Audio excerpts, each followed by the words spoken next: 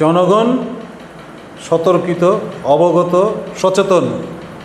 জনগণ ২৮ সালের বিধানসভা নির্বাচনের ফলাফল কী হবে এখনই সিদ্ধান্ত নিয়ে নিয়েছে। এখনই তারা সিদ্ধান্ত করে নিয়ে নিয়েছে ২০২৮ সালের বিধানসভা নির্বাচনে তারা কাকে ভোট দেবে। হয়তো মিছিল মিটিংয়ে নেমে তারা সেটা প্রকাশ করতে চাইছে না, কিন্তু ভোট যে দেবে তারা নিজেদের অধিকার নিজেরাই যে প্রয়োগ করবে এবং যে দলটাকেই করবে সেটা তারাই বলছে যে আগের পূর্ববর্তী সরকার, পূর্বতন সরকারটাই ভালো ছিল, এই সরকারটাকেই আমাদের ফিরে আনা উচিত।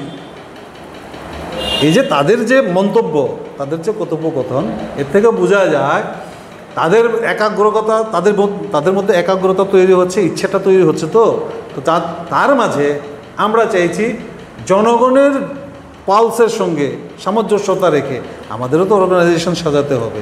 আমরা সেইভাবে এগিয়ে যাওয়ার চেষ্টা করছি, যাতে আমরা জনগণের অভিপ্রায়ে সাড়া দিয়ে জনগণকে সহযোগিতা করার জন্য আমরাও যাতে একটা ভালো প্রশাসন উপহার দিতে পারি, তার জন্য আমাদের পরিকাঠামো, আমাদের সাংগঠনিক অবস্থান আমরা সেভাবে তৈরি করে মানুষের কাছে যাব এবং মানুষকে বুঝিয়ে বলবো, মানুষই সেটা ঠিক করবেন।